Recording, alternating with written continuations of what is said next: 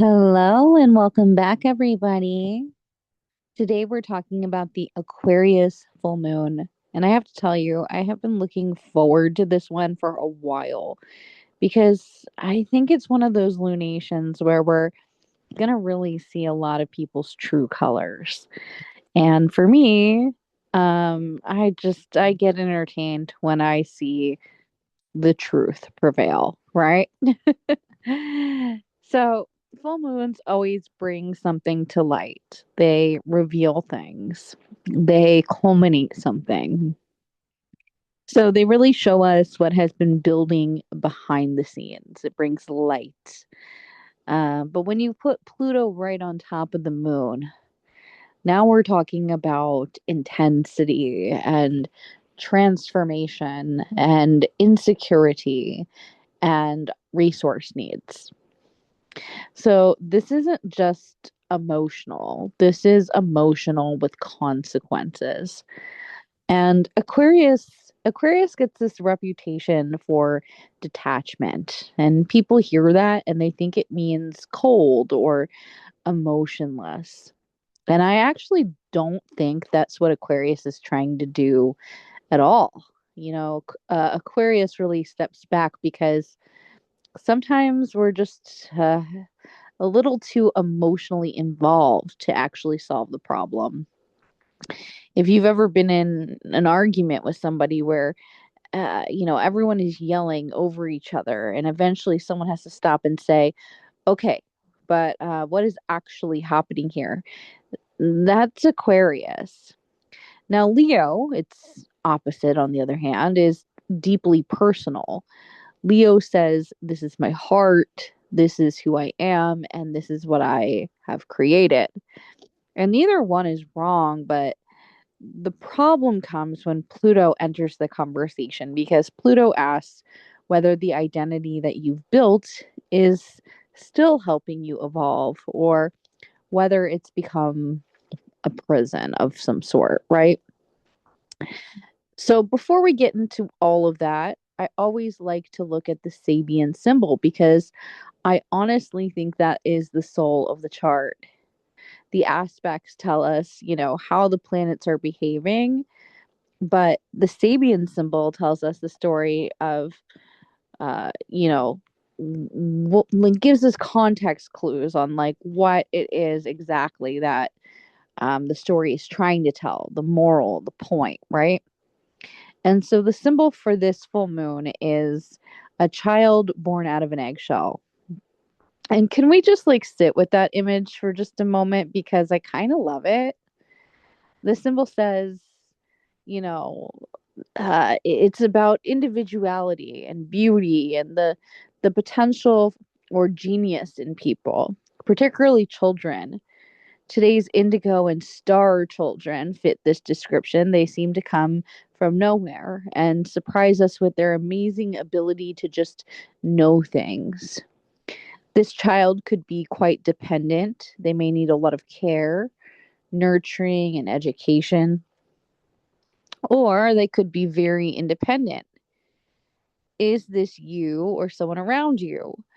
Finding new ways of doing things ensures that you have the needed materials and resources to nourish this new beginning. Your desire to find your own unique way will give you the ability to find new paths and new emergence. So, the keynotes of this particular degree are transmutation, birth of a new creative original impulse, expressions of self in a whole new light, incubated ideas coming to fruition, private schools, indigo or IVF children. And then the low octave is different only to follow fashion, spoiled and naive attitudes, being too precious about offspring, children or one's creative exploits, mutations, and snobbery. I absolutely love this symbol because the eggshell is not only meant to exist for a season. Think about that for a moment. The shell isn't bad. The shell protects you, actually, and it keeps you warm and it gives you a structure, but it gives you everything while you're still developing, right? But eventually that shell becomes too small. And this is where so many people get stuck, because sometimes we spend years trying to preserve the very thing that we've outgrown. And, you know, that is where we can find this like restlessness, right? The shell begins to crack. So maybe it's an old job, maybe it's an old identity or a relationship. Maybe it's a role that you played within your family. Maybe you've been the peacemaker, or you've always been the responsible one, or maybe you've always just been the black sheep, the scapegoat, the funny friend. We all get attached to these identities because they keep us safe at one point. They're our eggshell. But eventually life says that you've grown, and now the shell starts to feel tight. It starts cracking. What's interesting is that from the outside, that cracking can look like everything is falling apart. But from, a chicken's perspective, who you might be being born, hatched, it's birth. And I think that's such a beautiful Pluto image, because Pluto almost never feels good while it's happening. It feels like losing your old life. It feels like being uncertain. It can feel like everything you thought was true suddenly isn't anymore. And then you look back 2 years later and you realize, oh, that wasn't falling apart. I was actually hatching. I was detaching in some way from what was false. And I think a lot of us are going to have this realization under this full moon. The symbol speaks about individuality, about beauty, genius, and honestly, I think Aquarius understands something that the rest of the zodiac spends a real lifetime trying to learn. You were never supposed to be everyone else. Aquarius has always been associated with the outsider, the inventor, the iconoclast, the person that everyone thought was weird until 10 years later, when everyone started copying them and realizing what they said had actual weight. Think about every major innovation in history. Someone had to, laugh at it at first. Someone had to be told that they were ridiculous. Someone had to hear, we've always done it this way. And that's Aquarius. Aquarius asks, okay, but what if there was another way? And I wonder how many of you guys at home have an idea that's been just like sitting in your notebook, and, that's ready to hatch right now. Maybe it's a business or a class or a podcast, a Reiki business, a book. Maybe you've been collecting supplies for something without realizing you've actually been incubating it. And I love that this symbol specifically says incubated ideas coming into fruition. Incubation is invisible work. No one applauds incubation, nobody sees it. When someone launches a business, everyone says, wow, that happened so fast. What made you want to do that? But a lot of times it didn't. This is probably something you've been thinking about your whole life, or at least the last couple of years, right? You've been researching, you've been doubting yourself, you've been changing your mind. You've been quietly becoming the person capable of creating it. And that's incubation. The full moon, it says this shell is cracking right now.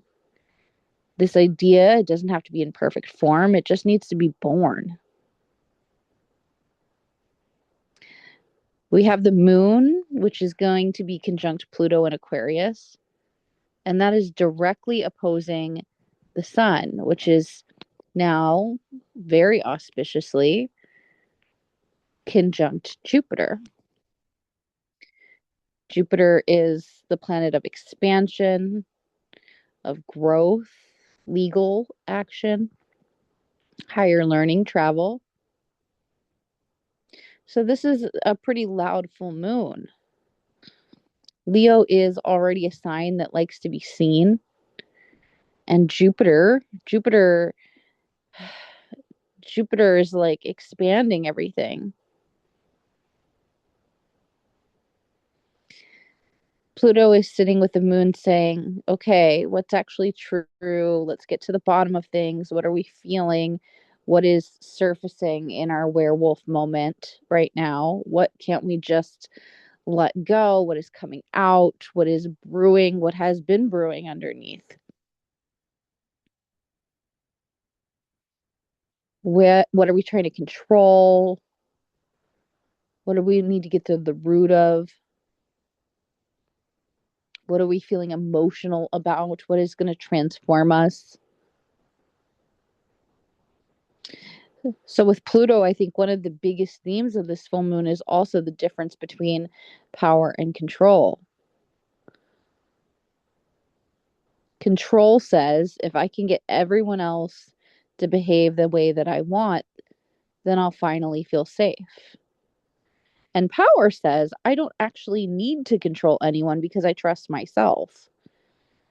Pluto is always asking us to examine where we have confused the two, power with control. This could show up in families with the moon, who gets to make the decisions, who has always been expected to keep the peace, who has been carrying everyone else's emotional baggage, and who gets listened to, who gets interrupted, who gets all the freaking authority. Sometimes families have these invisible power structures that nobody questions until someone finally says, wait a second, why have we always done it this way? Aquarius questions the system, and Leo questions the individual.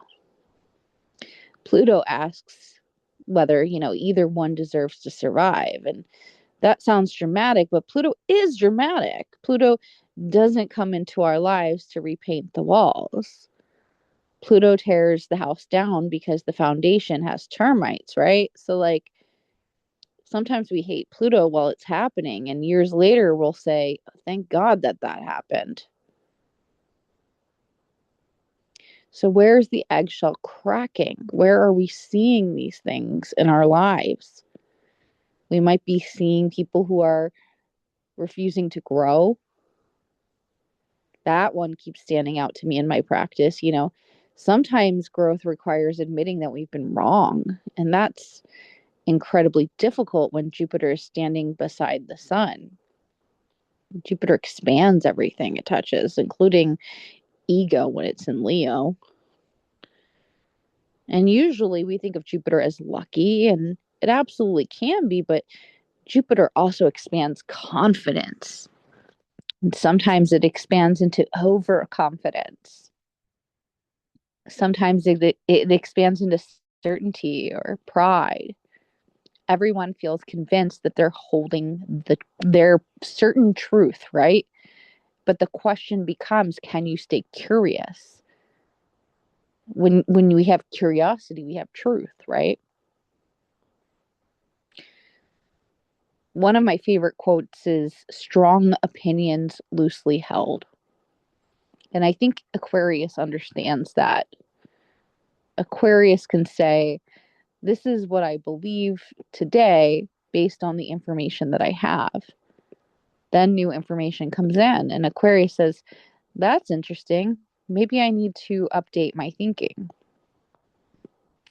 Leo sometimes says, but if I change my mind, who am I? And that's why this opposition feels so fascinating, because it's identity meeting evolution. So some of us are going to realize that we've outgrown a belief that we've held for years. Some of us are going to realize we've been defending something simply because it's familiar. I always think about those families that keep making the same recipe because grandma always made it that way. Meanwhile, everybody wants an update to this new recipe. And nobody wants to say it because tradition has always become more important than honesty. You know, we don't want to insult grandma, but the recipe got to change. We got to crack those eggs differently this time. And that's this full moon. It's asking what traditions deserve to continue, which ones, simply have survived because no one's questioned them. Aquarius isn't rebellious just to be rebellious. Aquarius asks whether the system still works. And honestly, some systems don't. Some family dynamics don't. Some workplaces don't. Some friendships don't. And Pluto says if everything is built on manipulation and fear and shame and intimidation and control, then eventually it's going to collapse, right? That's why I wouldn't also be surprised to see some legal themes coming louder under this full moon. Things like lawsuits or court cases, contracts, whistleblowers, investigations, HR complaints, people documenting behavior instead of staying silent. Pluto has like a funny way of revealing what everyone already knew, but nobody wanted to say out loud. Sometimes people ask me whether Pluto creates bad things, and I actually don't think it does. I think Pluto reveals what's already been happening underground. Think about a tree. If termites have been eating away at it for 10 years, then Pluto isn't the termite. Pluto is the windstorm that actually knocks the tree over once and for all. So the problem started long ago before Pluto arrived. Pluto just simply exposes it. I also keep thinking about family secrets with this full moon, things that people have whispered about for years, financial secrets or inheritance issues, hidden resentments. The sibling who's always been treated differently, the parent everyone tiptoes around, the addiction that nobody discusses, the affair that everyone suspected, the abuse that everyone minimized. Full moons bring these things into the light. Pluto says that the truth has a funny way of surfacing when it's ready. And, does that mean that every single person is going to uncover some huge family secret? No. But sometimes it's much smaller. Sometimes it's realizing that you've spent 20 years trying to earn approval from someone who was never capable of giving it. That's still Pluto. Sometimes it's realizing that you've outgrown the version of yourself that constantly needed validation, and that's still Pluto. Sometimes it's deciding that you're done arguing with someone who enjoys arguing more than solving problems, and that's Pluto too. One thing I'd really encourage under this full moon is asking yourself whether you're trying to win or whether you're trying to understand, because those are different goals. Because Leo with, Jupiter, that can become kind of attached to being right. Aquarius asks better questions. So instead of asking who's right, ask what actually works. Or instead of asking who wins, ask what moves us forward. Aquarius is future oriented. Leo is present oriented. Pluto asks us whether the future you're creating actually reflects the person you're becoming. And I keep coming back to that damn eggshell because every single one of these themes is really about the shell, right? And sometimes the shell is the identity, and sometimes it's pride or family expectations or an old career. Sometimes it's a relationship that helped you, but it, isn't helping you anymore. It just kind of helped you to become the person you were meant to be, but it can't necessarily take you where you're going next, right? And I think that's the real power of where this full moon lives. not enforcing change, but in recognizing what you've already outgrown. So now let's talk about the aspect that I think we're actually going to feel every single day leading up to this full moon, and that's Venus in Virgo squaring Mars in Gemini. If the full moon is the big headline, then Venus square Mars is all the conversations happening underneath of it, because this is like kind of the text message that you have to read 6 times. This is the email that somehow feels passive aggressive. This is the conversation where somebody says, I'm fine, but everyone in the room knows they're absolutely not fine, right? Squares create friction, and friction isn't punishment. It's there to get our freaking attention, whether we like it or not. So if you've already rubbed 2 sticks together, eventually you're going to create enough heat to make a fucking fire. And that's what a square does. It creates a lot of pressure so that something has to change. Venus asks, how do we connect?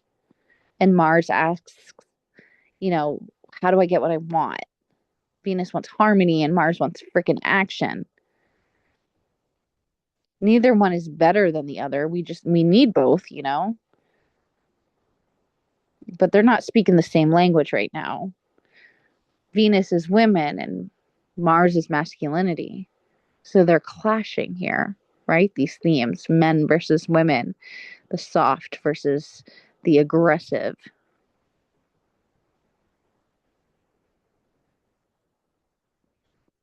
So, you know, Virgo, where Venus is, let's talk about that. Virgo loves to help. It notices what needs fixing. Virgo sees the tiny details that everyone else misses. And when Virgo is healthy, it's incredibly thoughtful. It remembers how you take your coffee. It notices where you're overwhelmed, even before you can even say anything. It just wants to make your life easier. But every sign has a shadow. And when Virgo is hurt, it can start criticizing instead of communicating. So instead of saying, I don't feel appreciated, it says, you loaded the dishwasher wrong. Instead of saying, I need your help, it says, well, I guess I'll do everything myself. Okay. So have you ever had someone like get so upset over something so small you thought, like, there's no way this is about the freaking dishes? It's never about the dishes. That's kind of the feeling here, right? And Mars is in Gemini, and Gemini moves fast, and it thinks fast, and it talks fast. And Gemini can argue both sides of an issue just because it's interesting. It's contrarian. Now, Mars and Gemini can become incredibly sharp with words. Not necessarily cruel, but just freaking too fast. The comeback, that arrives before the other person has even finished their sentence. So now imagine Venus and Virgo trying to carefully organize the conversation while Mars and Gemini is interrupting every 5 seconds with another thought. And they're speaking in totally different dialects. One person's trying to solve the problem, and the other person's trying to win the debate. And neither one feels heard. I also think this is an aspect where people are going to expect a lot of mind reading. You know, how someone, says, like, if you loved me, you would just know. No, nobody's a mind reader. One of the healthiest things that we can do under this transit is actually ask for what we need instead of hoping someone will magically figure it out. Because Venus and Virgo can become resentful when its acts of service go unnoticed. I folded your laundry. I picked up your prescription. I remembered your appointment. I did all these things for you. Meanwhile, the other person had no idea those actions were your love language, and they just thought you enjoyed doing them. And that's where resentment starts growing. I also want to talk about gender for just a moment, because I do think that this aspect can bring conversations around men and women into the spotlight. You know, we may see bigger conversations around emotional labor. Who carries the invisible work? Who remembers birthdays? Who schedules the appointments? Who notices when the toilet paper is running out? Who becomes the default caretaker? These conversations have already been happening culturally, but this square can make them louder. And, remember, we're still under that Moon Pluto opposition. So these aren't little annoyances anymore. They're connected to much deeper questions about fairness and respect and power. I also think social media is going to be really fascinating under this transit. Gemini rules information and Virgo rules discernment. Mars in Gemini wants to post immediately, and Venus in Virgo says, did you fact check that before you posted it? Mars says, I heard this. And Virgo says, from where? So, this is one of those weeks where I would really encourage everyone to slow down before sharing information, because Aquarius wants truth, but Gemini wants speed. One thing I really appreciate about Virgo is that it reminds us that details matter, facts matter, sources matter, proof matters, especially when emotions are running high. And let's be honest, they're absolutely going to be running high under this full moon. I also wouldn't be surprised if old attraction patterns come back around. Venus and Mars often wake up chemistry, and sometimes that's exciting, sometimes it's annoying. Have you ever met someone where every conversation feels like an argument, but somehow you still want to start, you just want to talk to them like so bad because it's like kind of sexy? That's Venus Mars. So sometimes the tension is intellectual, it's romantic. So the question becomes whether the friction is creating growth or simply creating exhaustion. And there's a difference there. Healthy tension makes both people better, and unhealthy tension keeps them stuck. So if every conversation feels like you're trying to prove something, if every disagreement turns into keeping score, if every discussion becomes evidence for who's a better partner, or who's a better friend, or a better coworker or sibling, that's probably your cue to stop, bro. Because this full moon isn't asking us to collect victories, it's asking us to evolve. And that brings me right back to that Sabian symbol, the shell. Sometimes the shell isn't a relationship. Sometimes it's the way that we communicate. Maybe you've always avoided conflict, or you've always been criticized instead of asking for what you need, or maybe you've always made jokes when you were actually hurt.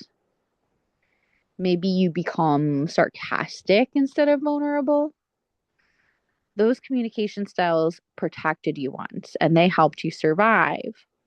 But survival and connection aren't the same thing. So, this full moon really asks you whether the way that you've been communicating is still helping you become the person you're trying to be. Because here's the thing I keep coming back to: the chick doesn't hatch because it hates the shell. It hatches because it's grown enough to know it needs more space. It needs to be born. And so maybe that's your relationship, needing a little more space or more honesty or directness, curiosity, accountability, you know, less scorekeeping, less assuming, less trying to be right about everything.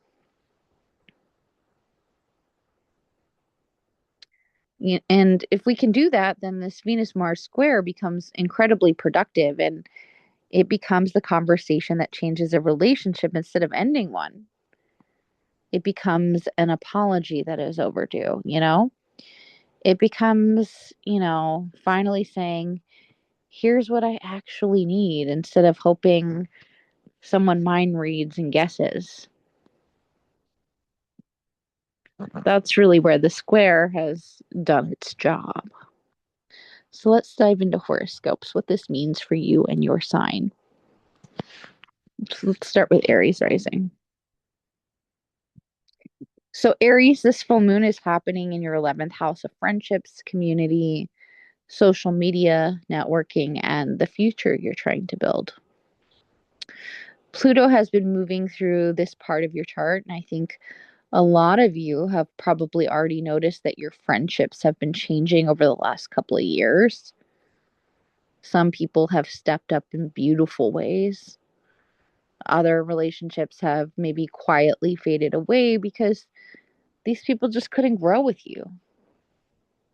And this full moon brings that story to a climax. You may finally realize that you've been trying to keep a friendship alive simply because it has history. Maybe you've known each other since high school. Maybe you've always been part of the same community. But history alone isn't enough to sustain a relationship. Aquarius always asks, who's helping me build the future? And on the other side of this chart, the Sun and Jupiter are really lighting up your fifth house of joy, creativity, dating, children, hobbies, and self expression. It's almost like the universe is asking, are you building a life that actually feels fun? And somewhere along the way, you may have become so focused on everyone else's needs that you've forgotten what lights you up. So, Venus in your sixth house, square to Mars in your third, tells me to really pay attention, to communication at work, in your daily routines. Little frustrations can snowball if they're left unsaid. Someone may genuinely have no idea that you're overwhelmed because you've become so good at carrying everything yourself. So the eggshell for you may be the role that you've always played within your friendships. Maybe you've always been the helper, the organizer, the therapist. This full moon asks whether you've outgrown that identity. Let me know what's going on for you in the comments. So, Taurus rising. Let's talk about Taurus rising. Your career is getting the spotlight under this full moon. Pluto and the moon are meeting in your 10th house of reputation, work, leadership, and the legacy you're building. Some of you could receive recognition. Others may decide it's finally time to leave a career that's, become too small for who you're becoming. Power dynamics with bosses, authority figures, or institutions may become really obvious right now. You may also find yourself stepping into leadership, whether you plan to or not. Across the sky, the Sun and Jupiter are expanding your fourth house of home and family. So some of you may move or renovate or simply spend some more time with family or redefine what home means to you. The interesting part is that career and home are pulling on each other. One asks you to build your public life, where the other reminds you that success doesn't mean much if your private life feels empty. Venus in your fifth house wants romance, creativity, pleasure. Mars in your second can make money feel like the loudest voice in the room. There may be moments where you're asking yourself whether you're making decisions truly because they fulfill you or simply because they feel practical. The eggshell here could be an old definition of success. Maybe success used to mean proving yourself. And now, maybe it means peace, perhaps. Okay, so Gemini rising. Let's talk a little bit about our Gemini rising friends and what you guys could anticipate. Gemini, I absolutely love this full moon for you because it's asking you to think bigger. The moon and Pluto are meeting in your ninth house, which rules travel and education, publishing, spirituality, teaching, and the beliefs that shape your life. Sometimes a ninth house full moon isn't about getting on an airplane. It's about realizing you've completely outgrown the way that you've seen the world. A conversation, a book, a class, or even a sentence from someone else could completely shift your perspective. The sun and Jupiter are lighting up your third house, making this an incredibly busy time for communication. You're writing, you're teaching, you're connecting and speaking. You're sharing ideas. If you've ever been thinking about launching a podcast or teaching a class or writing a book or finally saying what you've been holding back, this is a beautiful energy for that. Mars is in your first house, so people are going to notice you. You may even feel more assertive, more energetic, even just a little impatient. Venus in your fourth reminds you that while your world is expanding, your home still needs care. Family conversations may require more gentleness than usual.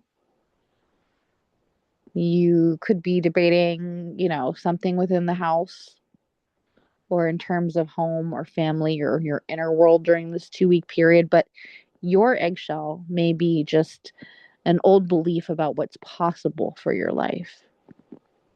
You don't have to keep living inside of a story that you wrote years ago. As Natasha Bedingfield says, the future's still unwritten, guys.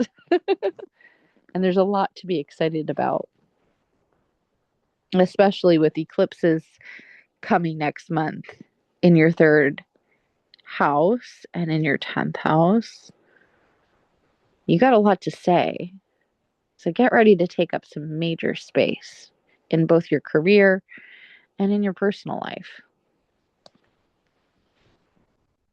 All right, so Cancer, this full moon is deeply emotional because it's activating your 8th house. And this is the house of shared resources, debts, inheritances, intimacy, trust, taxes, grief, healing, and transformation. Pluto doesn't skim the surface, and neither does the 8th house. So some of you may be having a very honest conversation about money. Others are looking at emotional patterns that have been passed down through generations. Some of you are simply just realizing that vulnerability is asking more of you than control ever could. Across the sky, the sun and Jupiter are expanding your second house of income and self-worth.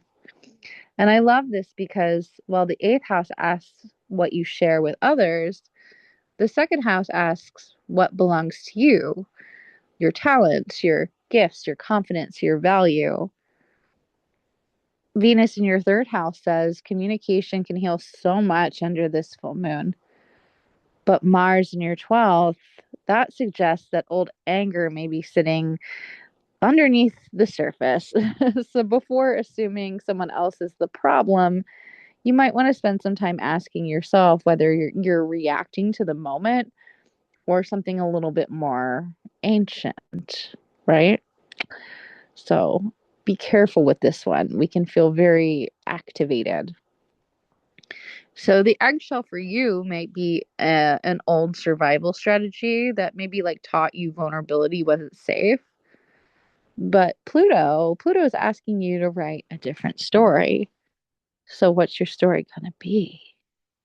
That's the question for this 2-week period. All right, so Leo rising friends. This full moon lands directly across from you in your 7th house of relationships and partnerships, clients, and commitment. So, whenever a full moon lights up the relationship axis, we learn as much about ourselves as we do about the other person. So, some relationships become stronger because they're willing to evolve, and others reach a natural ending because they've already taught us what we needed to learn. Meanwhile, the sun and Jupiter are together in your first house, making you incredibly visible. People notice you right now. Opportunities find you, and your confidence just grows and grows. Be mindful that confidence doesn't become stubbornness. Jupiter can, sometimes make us so certain that we stop listening to other people. Mars in your 11th house could bring friction within friendships or group settings, while Venus in your second reminds you to remember your worth, girl. So don't negotiate yourself away just to keep someone else comfortable. So the eggshell here could be an old relationship dynamic. Maybe you've spent years trying to become someone who, someone else wanted you to be. This full moon asks you who you really are when nobody else gets to define you.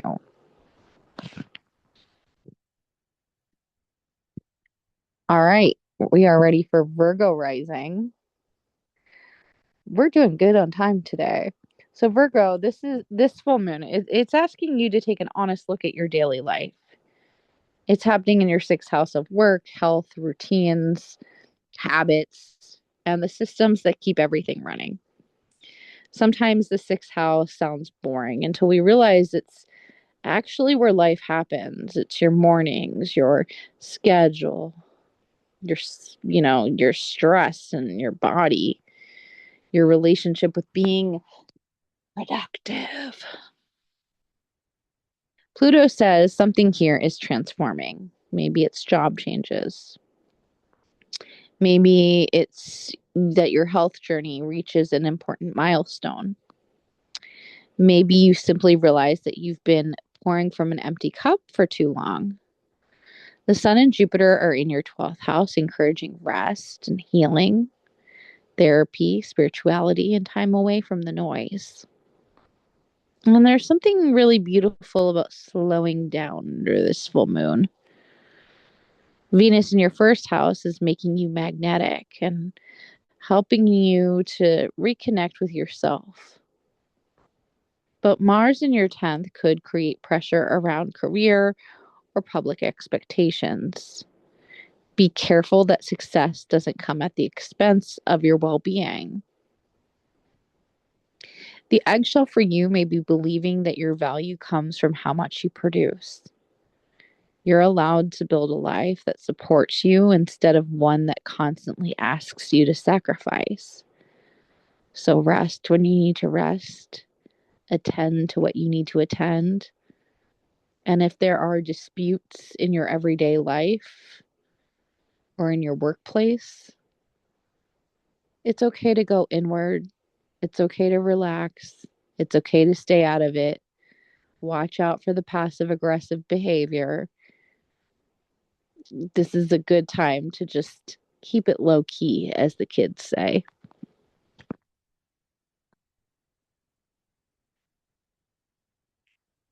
Okay, so Libra rising. Libra. So, what's in store for our Venetian friends? Okay, Libra, this full moon is highlighting your fifth house of creativity, romance, children, pleasure, and the things that make you feel truly alive in your skin.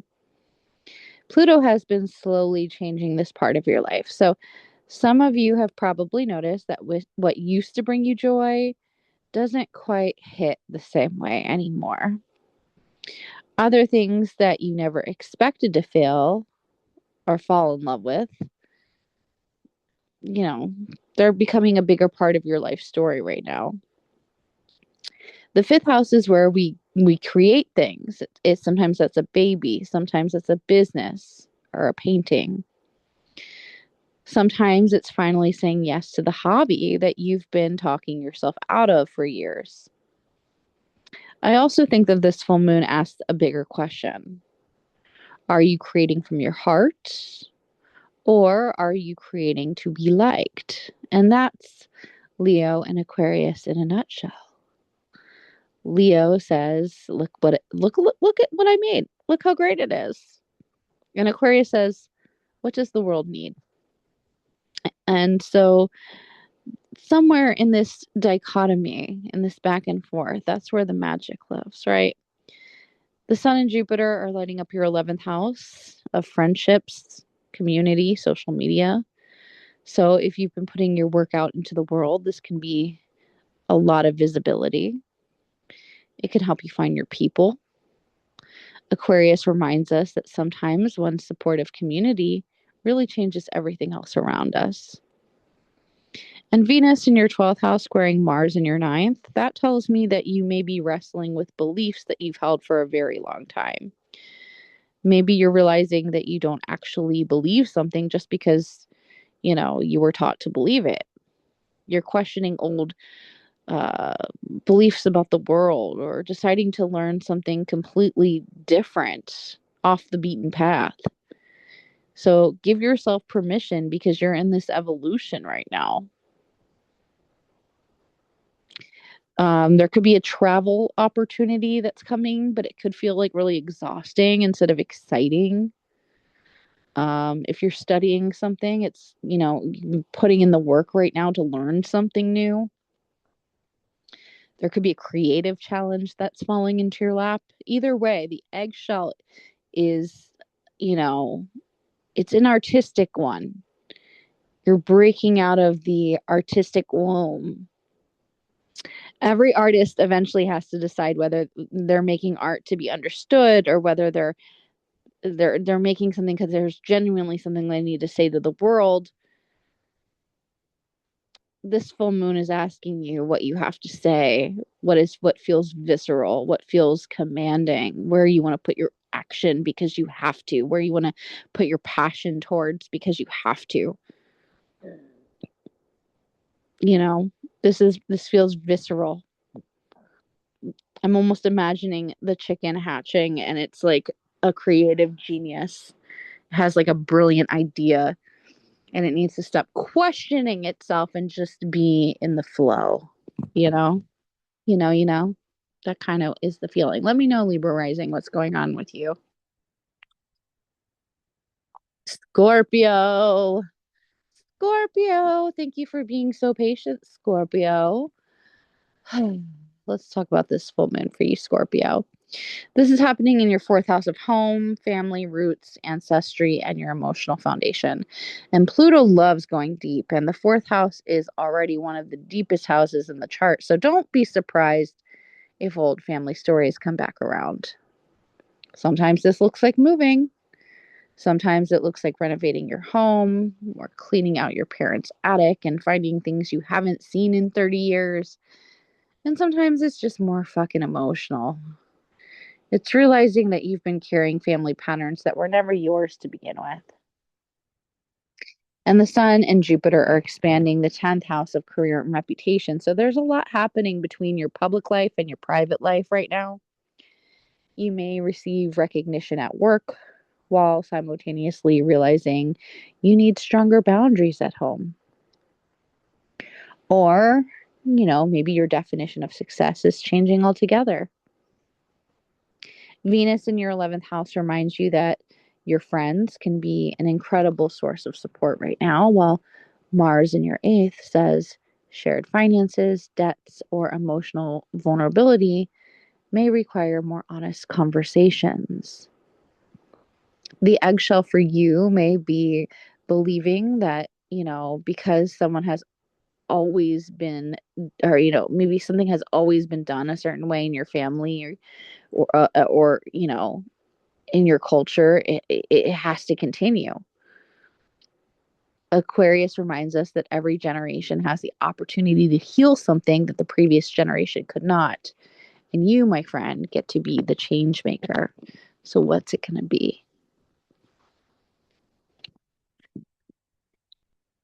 All right, Sagittarius, this full moon lands in your third house of communication, writing, teaching, siblings, neighbors, learning, and the stories you tell yourself every day. Something is being asked to be spoken. And maybe it's a difficult conversation, or maybe it's the book that you've been meaning to read or write. Maybe it's finally saying what you've been editing out of every conversation because you didn't want to rock the boat. Pluto doesn't do small talk, he wants the real conversation. And across the sky, the Sun and Jupiter, they're expanding that ninth house, which is beautiful because your third and ninth houses work together.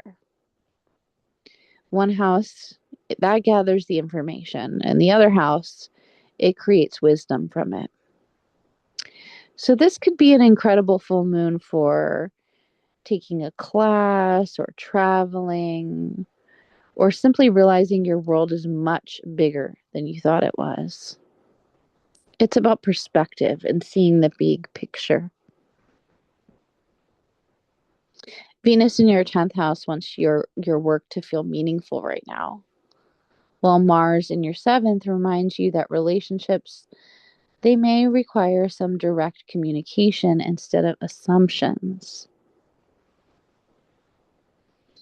If you are really going after something in terms of the legacy you're building or in relationships, if you're starting to date, this can be some very sexy energy, I have to say. If you're single, get yourself on the apps, perhaps. The eggshell for you may be the story that you've been telling yourself about what's possible. Things are getting big for you, they're broadening, there's movement. Sometimes the biggest adventure isn't getting on an airplane. Sometimes it's simply changing your mind and chasing a different course of direction. So this feels exciting. You're on the precipice of some big change. The air that has been in your stale apartment studio is finally opening up and getting some freshness in. Let me know what's going on for you, Sag. So, Capricorn rising, this full moon is happening in your second house of money, income, self worth, possessions, and values. Pluto has been teaching you that your relationship with money is really a relationship with value, not just what you earn, but what you believe you're worth. And there's a difference.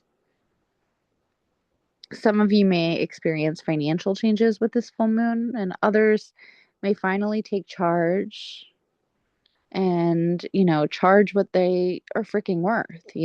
What's that saying? Charge what you're worth plus tax, right? Something like that.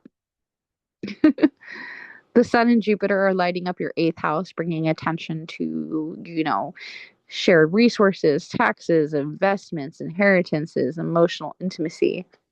So, this is like a powerful time to get honest about what you're holding on to and what you're ready to release.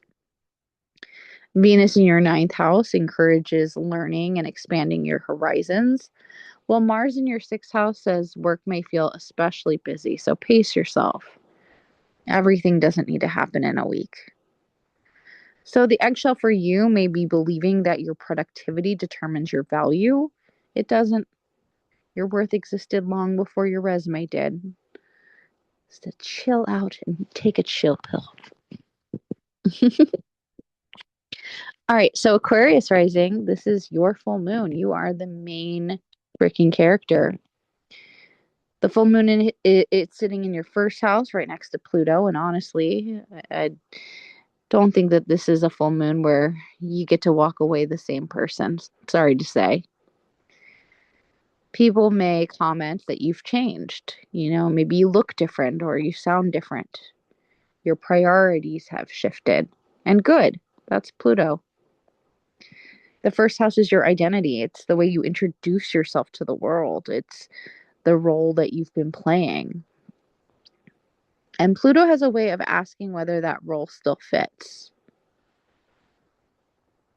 The Sun and Jupiter are lighting up your 7th house of relationships. Every relationship becomes a mirror under this full moon. Some people will celebrate your growth, and others will quietly wish that you stayed the version of yourself that they were comfortable with.